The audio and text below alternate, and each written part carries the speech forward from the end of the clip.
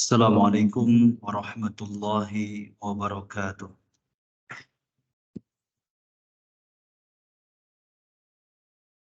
Alhamdulillah, wassalatu wassalamu ala rasulillah wa ala alihi wa sahbihi wa man tabi'ahum bi ihsanin ila yaumiddin, amma ba'd. Hadirin jamaah salat maghrib yang semoga dirahmati oleh Allah, marilah kita bersyukur kepada Allah Subhanahu wa ta'ala yang telah melimpahkan nikmatnya yang banyak kepada kita. Ada nikmat iman, Islam, belum lagi nikmat yang lainnya yang tidak bisa kita hitung satu persatu. Sebagaimana telah Allah firmankan di dalam Al-Quran, wa in ta'uddu ni'matallah la tuhsuha. Dan jika kalian mau menghitung satu persatu nikmat Allah, pastilah kalian tidak akan bisa untuk menghitungnya. Dan nikmat yang besar adalah ketika kita dimudahkan oleh Allah untuk menjalankan ketaatan, dan ketika kita disulitkan sesulit-sulitnya untuk menjalankan kemaksiatan. Kemudian salawat serta salam semoga tetap terlimpahkan dan tercurahkan kepada Nabi Muhammad SAW, yang dengan sunnahnya kita dapat memahami agama ini dengan benar, yang dengan sunnahnya pula kita dapat membedakan mana yang hak dan mana yang batil.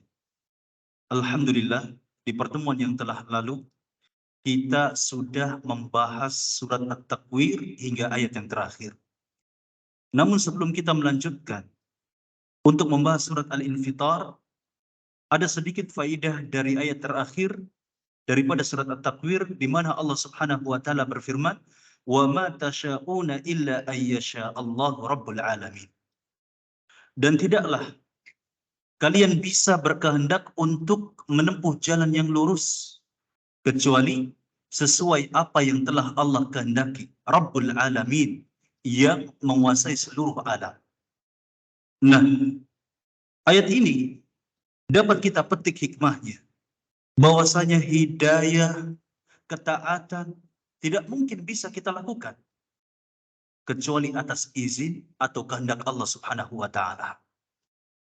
Banyak ayat yang menyebutkan demikian, di mana Allah Subhanahu wa taala berfirman di dalam surat Al-An'am ayat 111, "Walau annana nazzalna ilaihimul malaikah," kalau sekiranya kami ini menurunkan kepada mereka malaikat, "wa kallamahumul mauta," dan orang-orang yang telah mati itu dapat berbicara dengan mereka, "wa hasyarna alaihim," dan kami kumpulkan segala sesuatu ke hadapan mereka, "kullu syai'in kubula makanu liyu'minu illa an yasha Allah."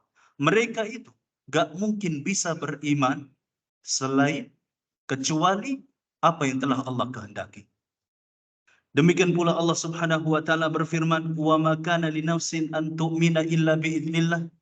Seseorang tidak mungkin beriman kecuali izin Allah taala, atas kehendak Allah Subhanahu wa taala.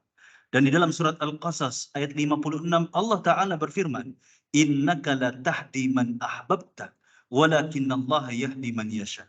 Sesungguhnya engkau tidak mampu untuk memberikan hidayah kepada orang yang engkau cintai, akan tetapi Allah lah yang memberikan hidayah kepada siapa yang Allah kehendaki.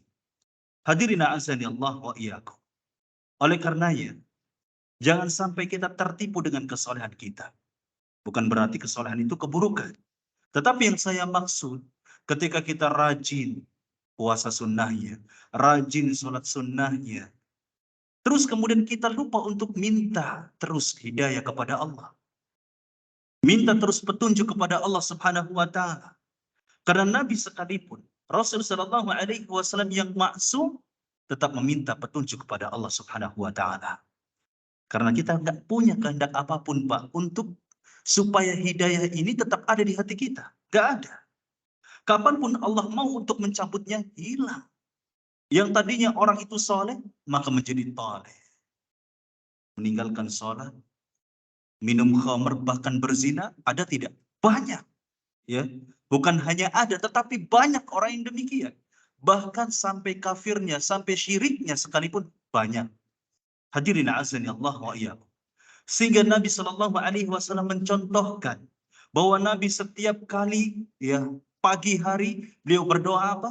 Allahumma inni as'aluka al-huda. Ya Allah, aku meminta kepada Engkau petunjuk, hidayah, wattuqa dan ketakwaan, wal afaf dan kemuliaan, wal ghina dan kecukupan.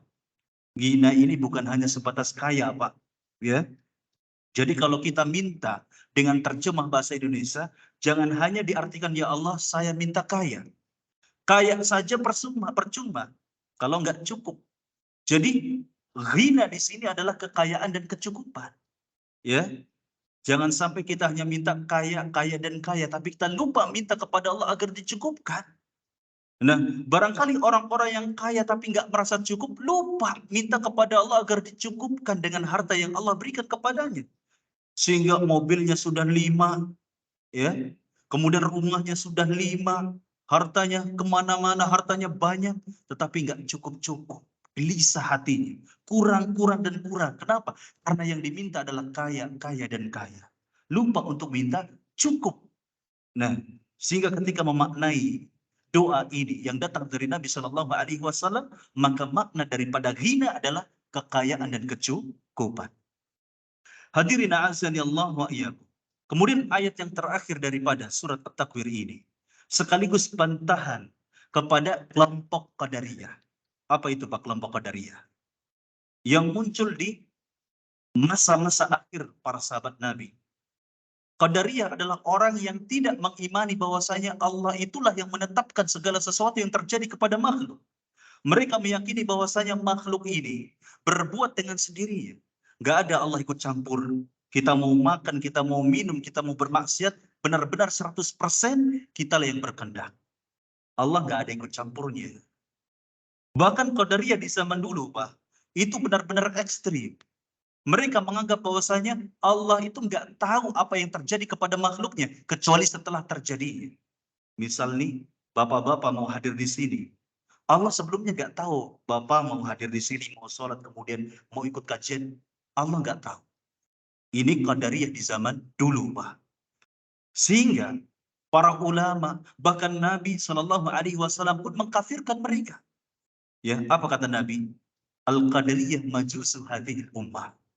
Bahwasanya Qadariyah itu adalah majusinya umat ini.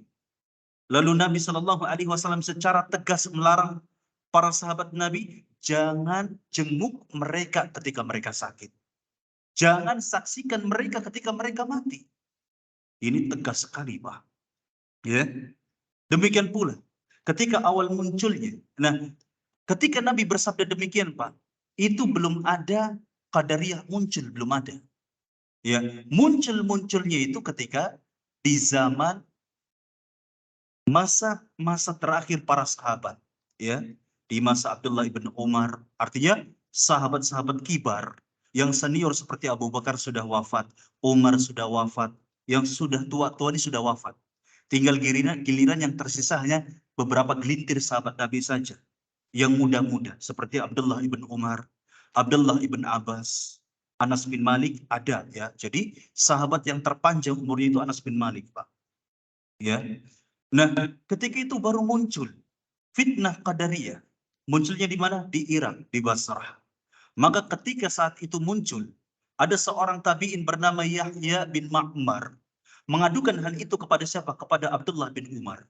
Dari Mas Basrah, Yahya bin Ma'mar ini seorang tabi'in ditemani oleh Humaid, kalau tidak salah namanya, mendatangi Abdullah bin Umar sekaligus haji dari Basrah ke Mekah. Maka satu sahabat yang ditemui oleh Yahya bin Ma'mar adalah Abdullah bin Umar. Kemudian Yahya bin Ma'mar ini berkata kepada Abdullah bin Umar, "Wahai Abu Abdurrahman." Jadi Abdullah bin Umar ini juga dikenal dengan sebutan Abu Abdurrahman. Jadi punya anak namanya Abdurrahman, Pak. Sudah biasa ya. Kebanyakan sahabat Nabi tabi'in, ya anak-anaknya sahabat itu namanya kalau tidak Abdullah, Abdurrahman. Ya, karena memang kedua nama ini adalah nama yang terbaik. Ya, hadirin azani Allah wa iyyakum. Sehingga ketika Yahya bin Ma'mar ini bertemu dengan Abdullah bin Umar, maka ditanyalah. Yahya bin Ma'mar ini berkata kepada Abdullah bin Umar, "Wahai Abu Abdurrahman, bahwasanya di negeriku itu ada sebuah kaum yang mana mereka ini menganggap bahwasanya manusialah yang menetapkan takdir. Dan takdir itu baru ada setelah terjadinya sesuatu." Maksudnya apa? Allah nggak tahu tentang takdir tersebut. Allah itu nggak tahu tentang apa yang akan terjadi. Dan hal-hal yang terjadi itu belum ditetapkan di Lauhul Mahfuz. Jadi qadariyah seperti itu, Pak. Lantas bagaimana jawaban Abdullah bin Umar? Kabarkan kepada mereka bahwasanya aku berlepas diri dari mereka dan mereka berlepas diri dariku. Dan demi zat yang Abdullah bin Umar bersumpah dengannya, maksudnya demi Allah, ya, kalau sekiranya mereka bersedekah dengan apa? Dengan harta satu gunung Uhud. Artinya sebanyak apapun sedekah mereka, maka sedekah mereka tidak diterima oleh Allah. Maksudnya apa, Pak? Mereka kafir, ya. Mereka kafir. Dari mana kita tahu bahwasanya Abdullah bin Umar ini mengkafirkan mereka? Ada yang bisa jawab, Pak? Ya. Sefasik-fasiknya orang muslim, Pak. Dia ini sebejat-bejatnya seorang muslim. Misalkan peminum khamar, sholat pun tidak, zinanya tiap hari misalkan, main judinya tiap waktu misalkan, tapi sekalinya dia ini melakukan amalan soleh. Misalkan sedekah 1.000 saja, diterima oleh Allah, Pak. Ya, diterima oleh Allah. Maka orang yang tidak diterima amalannya, berarti dia telah kafir. Orang kafir, Pak, sebanyak apapun pahalanya, bukan pahala, maksudnya amal soleh, ya, kebaikan yang mereka lakukan itu tidak diterima oleh Allah, ya, kecuali menurut orang-orang liberal, ya. Apa kata orang liberal? Ya, siapapun mereka, orang kafir yang penting baik itu bisa potensi untuk mendapatkan surga. Keliru, Pak. Ini fatal, ya. Orang yang mengatakan demikian maka ikut kafir. Kenapa? Karena tidak menganggap bahwasanya orang kafir ini akan kekal di dalam neraka. Hadirin a'azzani Allah wa iyyakum. Ini faidah, ya, daripada ayat terakhir daripada surat At-Takwir. Banyak sebetulnya dalil yang dapat dijadikan bantahan bagi apa? Bagi qadariyah, ya. Ada lagi sebuah hadis Nabi Shallallahu alaihi wasallam di mana Nabi Shallallahu alaihi wasallam bersabda, "Law ijtama'at ala an yanfa'uka bi syai'in lam yanfa'uka illa bi syai'in qad katabahu Allahu laka." Kalau sekiranya umat ini, maksudnya adalah seluruh manusia berkumpul untuk memberikan manfaat, ya, kepadamu, niscaya mereka tidak akan memberikan manfaat kecuali apa yang telah Allah tetapkan untukmu. Ya. Hadirin azanillah wa iyyakum. Maksudnya apa ini? Bahwa kehendak manusia itu di bawah kehendak Allah. Begitu, ya. Jadi kalau misalkan ada saya nih, saya punya niat, punya maksud untuk bersedekah kepada Pak Wildan, ya, atau ke Pak Takur misalkan, 100 juta. Niat saya sudah baik. Mau Pak Takur, 100 juta Pak Takur. Mau, ya.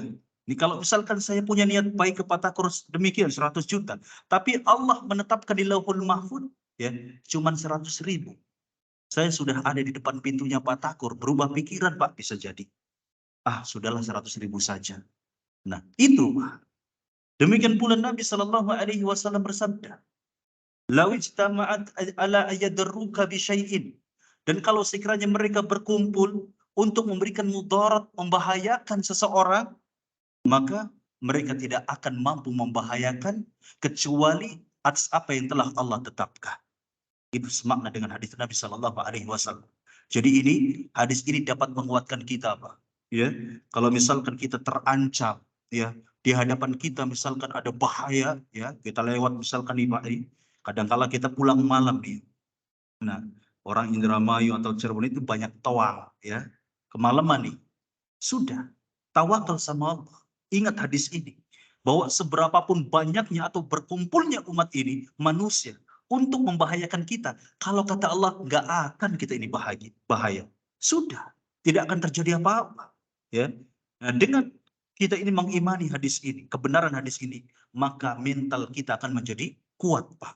Akan menjadi pemberani. Masalahnya kita lupa dengan hadis ini. Ya, sehingga kita ini takutan, ya, orang Indonesia ini takutan lewat kuburan aja lari, gitu ya. Jangankan lewat kuburan, ya, tikungan saja di permisi mbah, gitu ya, takut, lupa dengan hadis ini, ya, lupa dengan iman kita kepada Allah Subhanahu wa Ta'ala, bahwa Allah Rabbul Alamin, ya, bahwa Allah melarang kita untuk takut kepada syaitan atau kepada makhluk.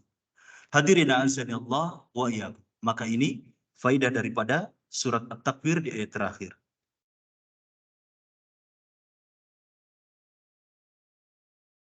Adapun insyaallah kita akan membahas surat Al-Infitar.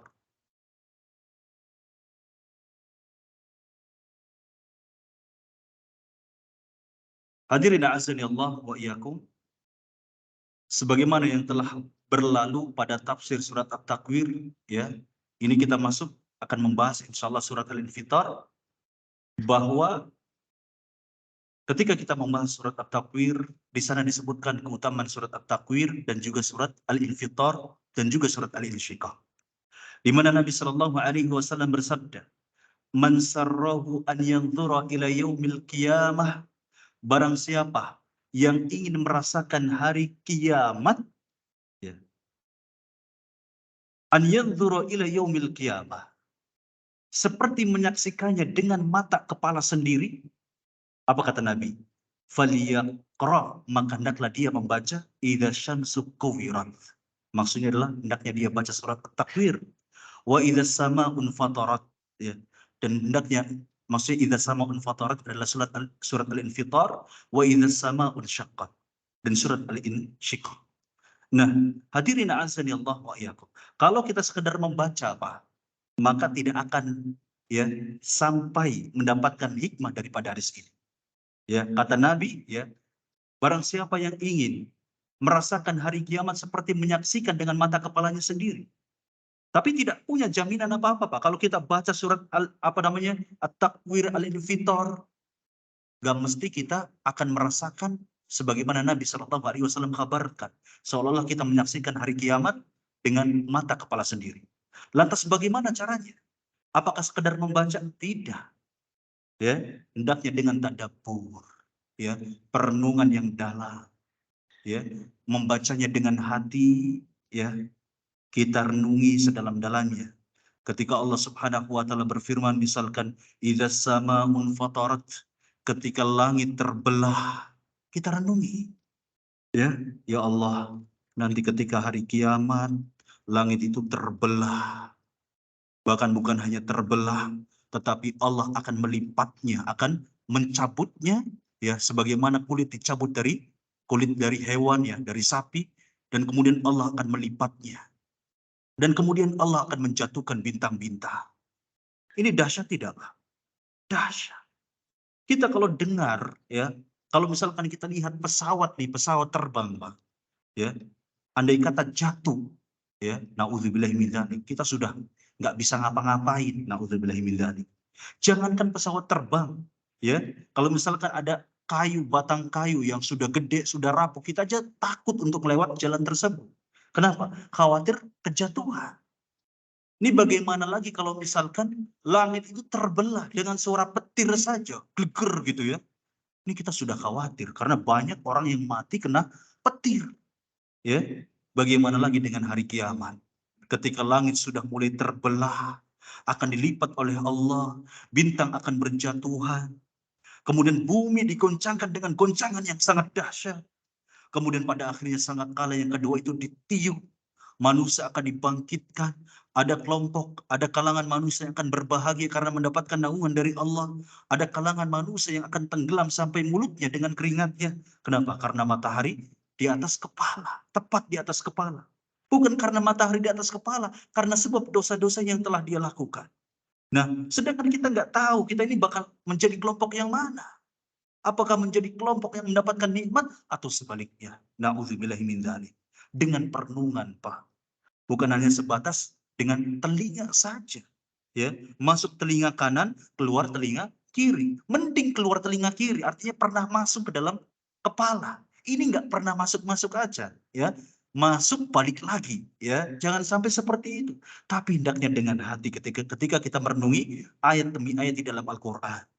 Ya Allah, begitu luar biasa, ngeri sekali terjadi kejadian-kejadian yang akan terjadi pada hari kiamat dengan perenungan. Hadirin a'azzani Allah wa iyyakum. Adapun keutamaan lain, surat Al-Infitar juga pernah disebutkan dalam sebuah hadis Nabi sallallahu alaihi wasallam bahwa Muadz bin Jabal Al-Ansari radhiyallahu anhu pernah salat, ya, mengimami para sahabat Nabi itu salat Isya. Fatawwala alaihim. Kemudian salatnya itu panjang Muadz ini, Pak, ya. Entah membaca surat Al-Baqarah, entah membaca surat apa namanya? Surat Al-Imran atau surat An-Nisa. Ini salat jamaah. Muadz panjang sekali bacaannya. Sampai-sampai kata Jabir ini, ada seseorang, yaitu seorang makmum ini meninggalkan jamaah. Kemudian dia sholat sendirian, dan kemudian ketika selesai jamaah, disampaikan kepada Muadz, wahai Muadz, ya, bahwasanya ada seseorang meninggalkan jamaah karena sholatmu kepanjangan, panjang sholatnya. Apa kata Muadz? Innahu munafik. Dia itu munafik. Maka sampailah perkataan Muadz ini kepada orang ini dan diadukan kepada Nabi Shallallahu Alaihi Wasallam. Lalu ketika Nabi bertemu dengan Muadz, apa kata Nabi? Aturidu antakuna fattanan ya Muadz. Apakah engkau ini ingin menjadi tukang fitnah wahai Muadz? Lihat Pak, ya, ini ada fikih di sini. Kemudian Nabi Shallallahu Alaihi Wasallam bersabda, "Idza amamtan nasa faqra bisyamsi wad duha." Apabila engkau mengimami manusia, maka bacalah Asy-Syamsi, surat Asy-Syams, ya, wadduhaha, ya. Kemudian wasabbihisma rabbikal a'la, maksudnya surat Al-A'la, waqra bismi rabbika, surat, ya, surat Al-Alaq, kemudian walaili idza yaksa, surat Al-Lail. Nah, di riwayat lain Nabi Shallallahu alaihi wasallam bersabda, "Afattanun ya Muadz." Apakah engkau ini akan menjadi tukang fitnah wahai Muadz? Sampai disebutkan hingga 2 kali. Kemudian Nabi Shallallahu Alaihi Wasallam bersabda, Aina kunta an sabbihisma rabbikal a'la. Di mana engkau wahai Muadz dari surat sabbihisma rabbikal a'la, wad-duha wa idza sama'un fatarat. Surat Ad-Duha dan surat Al-Infitar. Maksudnya Nabi memerintahkan Muadz, sudah baca surat Al-Infitar saja, atau surat Ad-Duha, atau surat Al-A'la, begitu. Jangan panjang-panjang baca suratnya ketika berjamaah dan dia menjadi imam. Yang pasti, Pak, kaidah ketika kita menjadi imam adalah sebagaimana disebutkan dalam sebuah hadis. Apa kata Nabi? Idza shalla ahadukum falyukhaffif. Idza shalla ahadukum linnasi falyukhaffif. Apabila engkau salat, salah seorang di antara kalian salat mengimami manusia, falyukhaffif, maka ringankanlah, ya. Fa inna fihim as-saqim. Karena sesungguhnya bisa jadi di dalam mereka, maksudnya makmum, jamaah itu ada orang sakit, wad-dhaif, ada orang yang sudah lemah, mungkin karena sudah tua, wal kabir, ada orang yang sudah tua. Begitu. Jadi jangan panjang-panjang, ringankan. Ya, begitu, Pak. Ini kaidah ketika kita menjadi imam. Jangan mentang-mentang hafidz Quran, misalkan hafal surat Al-Baqarah, jadikan sholat berjamaah murojaah. Ya, nanti sholat isya bacanya surat Al-Baqarah. Mau kabur nggak Pak Takur kira-kira Pak Takur? Ya, ya. Kalau saya misalkan ada nih imamnya baca surat Al-Baqarah, ya, saya masih mending sholat jamaah di tempat lain, begitu, karena saya ada kesibukan setelah sholat isya misalkan. Nah, begitu. Tapi barangkali yang kuat silahkan. Tetapi afdaliyatnya, keutamaannya yang paling utama adalah ketika kita menjadi imam, cukup sholatnya yang sedang-sedang saja. Nah, kalau sudah membaca surat Al-A'la misalkan, surat Ad-Duha tapi masih ada yang kabur misalkan mundur, berarti yang masalah bukan imamnya. Ketika ada makmum ini merasa berat, padahal suratnya sedang. Yang masalah adalah makmumnya, ya. Berarti imannya itu tipis begitu. Kalau kita gelisah dengan bacaan Al-A'la yang dibacakan oleh imam, ya Allah, kok bacanya surat Al-A'la? Kenapa nggak surat Al-Asr? Kenapa nggak surat An-Nas? Nawar dalam hati. Berarti masalah, ya, ada problem di dalam imannya, nggak betah dengan ibadah. Padahal imam sudah pendek, sudah ringan bacaannya. Hadirin azani Allah wa iyyakum. Nah, berbeda ketika kita salat sendirian, ya. Apa kata Nabi? Wa idza shalla linafsihi, apabila engkau salat untuk dirinya sendiri, falyutawwil masya'a, maka hendaknya panjangkan sesuai dengan apa yang dia kehendaki. Silahkan mau 1 rakaat baca surat Al-Baqarah, bahkan surat Al-Imran sekaligus, bahkan surat An-Nisa sekaligus kayak Nabi ketika salat malam, itu terserah. Ya, dengkul-dengkul kita sendiri, Pak, gitu ya. Nabi ini sampai bengkak kakinya, Pak. Kenapa? Sholatnya panjang ketika sendirian, ya, di malam hari. Tapi Nabi ketika menjadi imam itu benar-benar meringankan, memudahkan jamaah, ya. Insya Allah, masya Allah. Ketika saya dapati sholat di sini, alhamdulillah imamnya alim, ya, dalam permasalahan masalah tersebut, ya. Alhamdulillah, ya. Jadi, ya, kita betah sholat di sini, Pak, ya. Ya, tapi kalau misalkan sholatnya panjang-panjang, ya gimana kira-kira? Hadirin azani Allah wa iyyakum. Ini faidah daripada keutamaan surat Al-Infitar. Nah, para ulama bersepakat, Pak, bahwasanya surat Al-Infitar ini surat Makkiyah. Maksudnya apa? Turun di Mekah. Dan ada apa tanda-tanda khusus. Ya, surat Makkiyah itu biasanya membahas tentang perkara akidah. Karena saat itu masih krisis akidah, ya, minoritas, ya, hanya Nabi dan beberapa sahabat Nabi. Kemudian, ya, membahas tentang perkara hari kiamat. Kenapa? Mereka orang-orang kafir meskipun mengimani Allah adalah Rabbul Alamin, tetapi mereka nggak percaya, ya, adanya hari kiamat. Hal ini sudah dibahas di dalam surat An-Naba. Bagaimana penentangan mereka terhadap hari kiamat, ya. Nah, kemudian juga banyak membahas tentang tauhid uluhiyah, seperti kul huwallahu ahad, ya, Allahus samad, ya.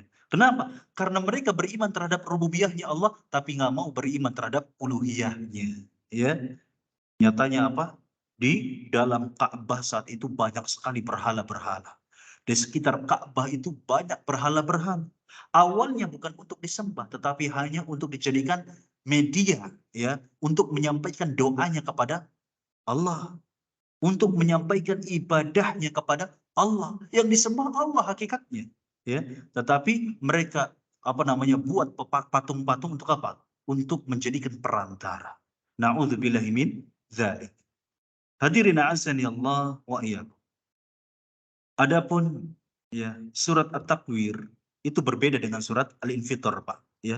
Meskipun dalam hadis tadi disebutkan apabila kita ini, ya, ingin sekali melihat hari kiamat sebagaimana kita ini menyaksikan dengan mata kepala sendiri, kemudian Nabi memerintahkan untuk membaca 3 surat surat At-Takwir, Al-Infitar, kemudian surat Al-Insyiqaq, tapi nyatanya dalam surat Al-Infitar ini hanya beberapa ayat saja yang menjelaskan tentang hari kiamat.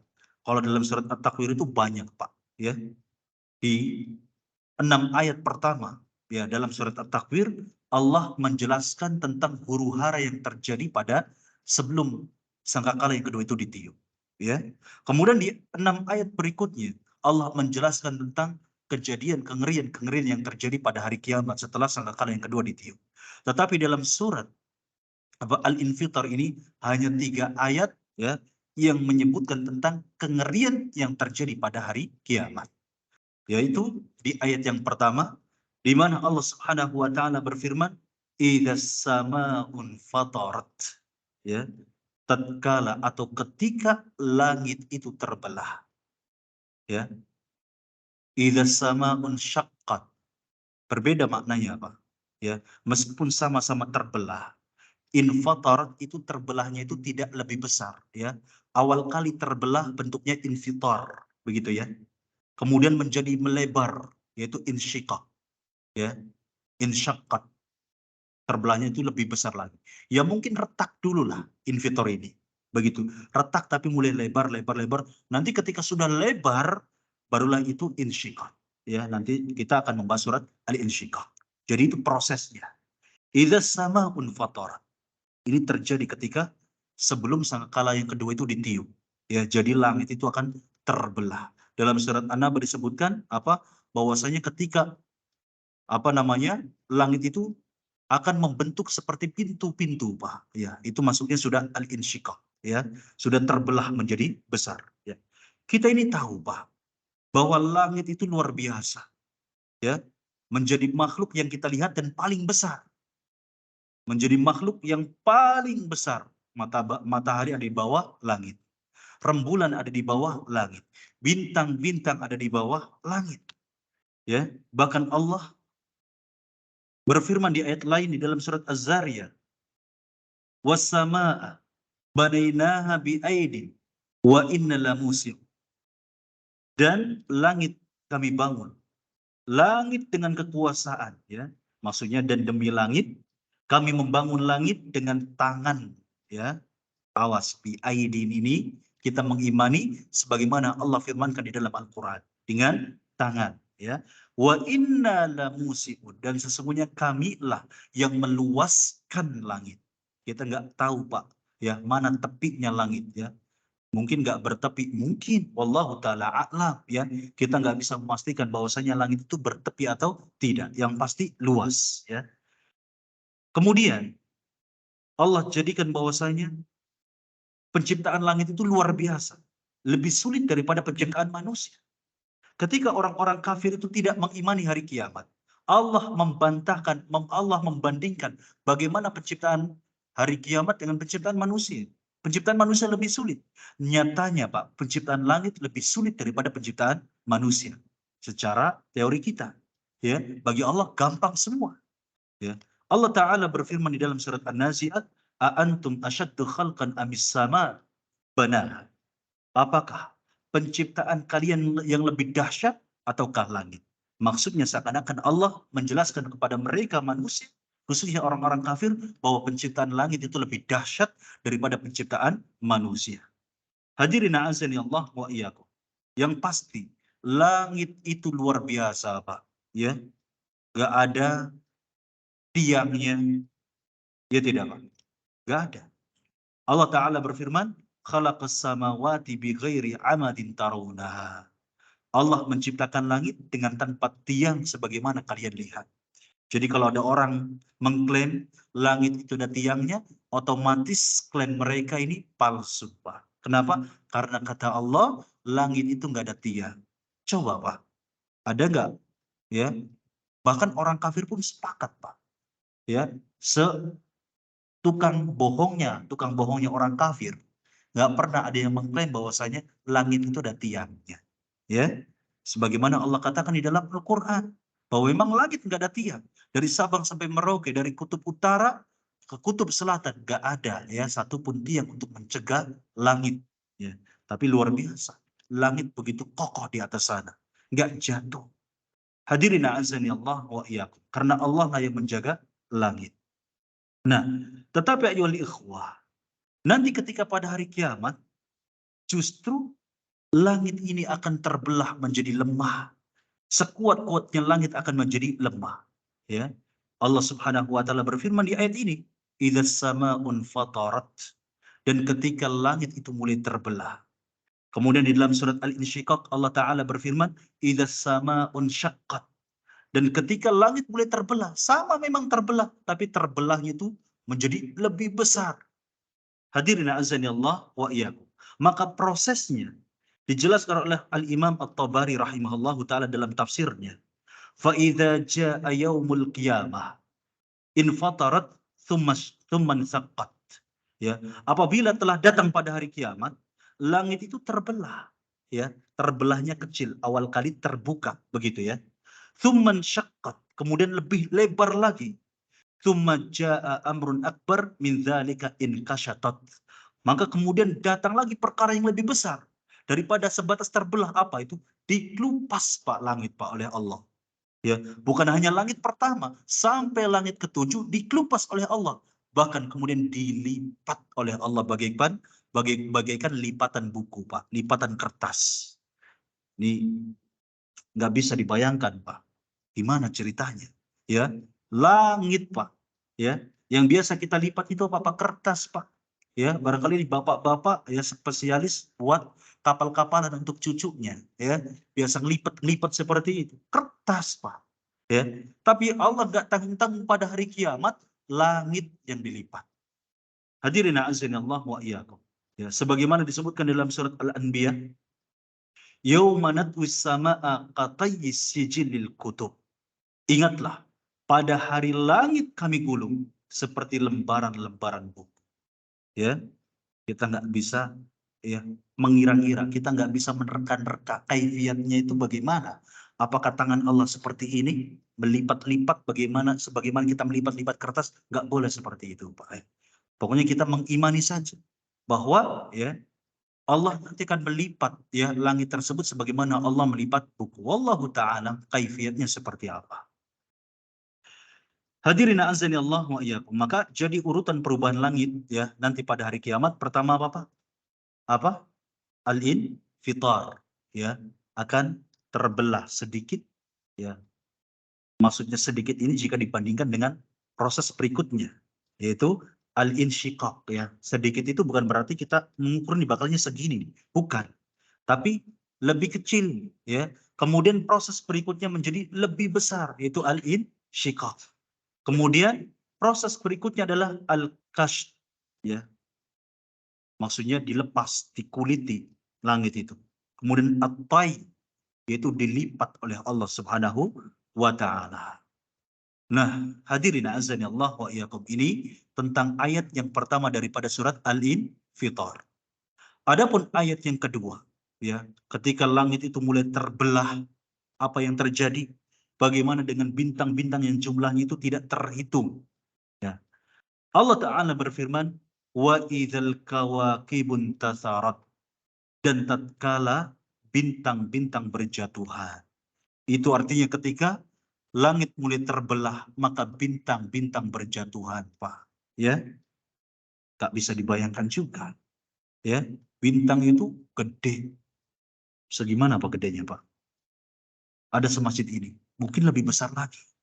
Ya, mungkin lebih besar daripada pesawat terbang yang paling besar. Ya, kita kalau lihat pesawat di atas rumah kita, Pak, kita udah was-was, Pak.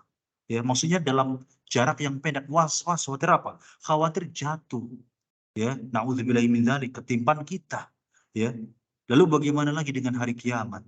Bintang-bintang al-kawakib, ya. Ini jamak, berarti bintang-bintang seluruhnya akan jatuh pada hari kiamat. Ya, jatuh kemana? Ke bumi. Hadirin azani Allah wa iyyakum. Kemudian ayat yang ketiga Allah Ta'ala berfirman, wa idzal biharu fujirat, dan tatkala lautan dijadikan meluap. Ya, tapi sebelum meluap, laut itu akan disatukan oleh Allah, Pak. Ya, laut itu akan disatukan oleh Allah Subhanahu wa taala. Ya. Jadi, ketika kita menafsirkan kalimat bihar di sini, bukan hanya sebatas laut, termasuk sungai juga bihar, ya. Terus selat ya atau samudera juga termasuk bihar. Nah, kelak pada hari kiamat, Pak, ya. Kalau sekarang masih terpisah-pisah, Pak. Ya. Sebagaimana disebutkan dalam surat Al-Furqan ayat 53, Allah Ta'ala berfirman, wa huwallazi marajal bahraini, ya, dan dialah yang membiarkan dua laut itu mengalir. Hadza 'adbun furatun, ya. Laut yang ini ya, maksudnya air yang ini adalah air yang tawar dan segar. Wa hadza milhun ujajun.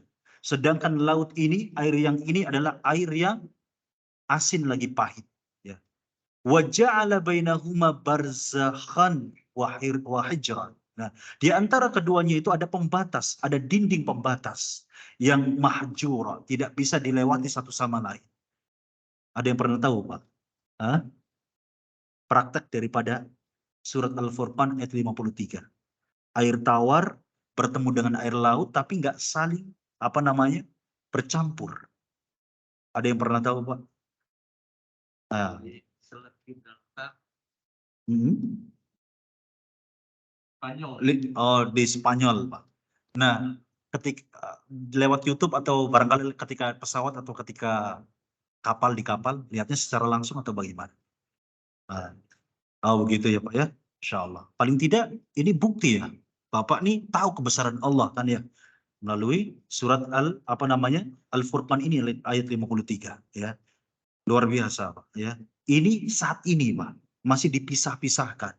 Tapi nanti pada hari kiamat pembatas-pembatas itu akan dicabut oleh Allah, akan diangkat oleh Allah dan akan menjadi satu dan meluap sebagaimana ya apa yang disebutkan di dalam ayat ini wa idzal biharu fujirat, dan kemudian kata para ulama akan dibakar ya, akan menjadi api laut itu. Bah, gak masuk akal ya dengan pikiran kita yang terbatas. Bagaimana mungkin air kemudian menjadi api?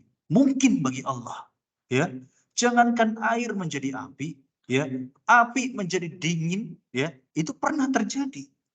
Ya, apa kata Allah? Kuni bardan wassalamun ala Ibrahim. Ketika Ibrahim itu dibakar oleh Raja Namrud, ya, dibakar, dikumpulkan kayu-kayu untuk membakar Ibrahim karena telah menghancurkan patung-patungnya. Kata Allah, kuni bardan. Jadilah engkau itu dingin. Maka seketika menjadi dingin. Ibrahim yang sudah di tengah-tengah bara api itu, kedinginan ketika api itu padam. Ini luar biasa. Jadi kelak pada hari kiamat, ketika air, ya, air laut ataupun air sungai menjadi satu dan kemudian dibakar oleh Allah, clear sudah. Kita harus mengimani dengan baik bahwa benar-benar itu akan terjadi. Na'udzubillahi min dzalik. Nah, kalau tidak salah saya menyimpan tuh Pak, ya, videonya tentang bukti daripada ayat surat Al-Furqan ayat 53. Terdulu ya. Saya kasih tunjuk.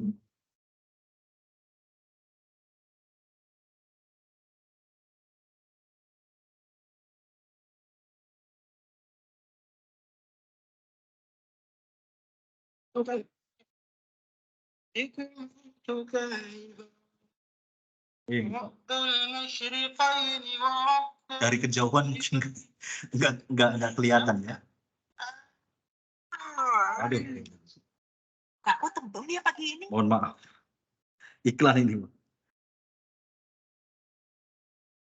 Ya, itu seperti itulah kurang lebih. Nah, benar-benar terpisah dalam gambar itu, Pak, dalam video itu ya. Antara satu air dengan air lainnya, nggak saling bercampur. Ya.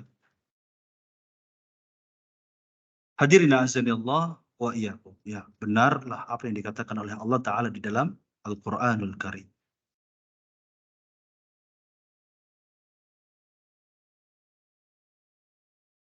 Kemudian ayat berikutnya Allah Ta'ala berfirman, wa idzal quburu bu'thirat. Ayat yang keempat Allah Ta'ala berfirman, wa idzal quburu bu'thirat. Dan tatkala kuburan-kuburan itu dibalik. Maksudnya apa? Dibalik di sini maksudnya ketika nanti pada hari kiamat. Ketika sangkakala yang kedua itu sudah ditiup, maka manusia akan bangkit dari kubur-kubur mereka, Pak. Kalau sekarang dengar kalimat manusia bangkit dari kubur, banyak orang yang takut, Pak. Ya, sampai ada filmnya, ya, bangkit dari kubur, gitu ya. Takut bagi orang-orang yang apa namanya tidak memiliki iman, ya. Dengar judulnya saja sudah ngeri, ya. Tapi kalau kita mendengar kalimat bangkit dari kubur, maka sampainya kepada hari kiamat perasaan kita. Ya Allah, kita ini akan dibangkitkan pada hari kiamat nanti dalam keadaan telanjang, tidak memakai sandal, gak bersunat, menghadap Allah Subhanahu wa Ta'ala. Sedangkan pahala kita ini sedikit, Pak. Dosa kita yang banyak. Kita nggak tahu ketika ditimbang nanti apakah pahala kita yang lebih berat daripada dosa kita. Kita nggak tahu ketika catatan amal itu kemudian diberitahukan oleh Allah Subhanahu wa Ta'ala dalam ya catatan amal kita, apakah dosa kita ini lebih banyak atau pahala kita yang lebih banyak. Kita nggak tahu. Nah, oleh karenanya kita yang beriman kepada hari kiamat sudah semestinya kita menyiapkan ya Sudah semestinya kita menyiapkan diri dari sekarang. Sebelum apa? Dimatikan oleh Allah Ta'ala. Bukan sebelum hari kiamat, sebelum dimatikan oleh Allah. Sebab kalau kita mati, sudah nggak ada lagi amal Pak di amal kubur, di alam kubur. Kalau kita sendirian di rumah kita, kita masih bisa tahajud, masih bisa sholat duha, masih bisa baca Quran. Tapi sendirian di alam kubur, nggak bisa kita sholat duha Pak. Nggak bisa kita baca Quran. Nggak bisa kita sedekah, nggak bisa. Yang ada adalah apa? Mempertanggungjawabkan amalan perbuatan kita. Hadirin azani Allah wa iyyakum. Barangkali itu yang dapat kita fahami pada kesempatan kali ini. Semoga kita bisa mengambil faidah daripada ayat-ayat yang sudah kita bahas. Mari kita tutup dengan doa kafaratul majelis. Subhanakallahumma wa bihamdik asyhadu an la ilaha illa anta astaghfiruka wa atubu ilaik. Wassallallahu ala nabiyyina Muhammad. Wassalamualaikum warahmatullahi wabarakatuh.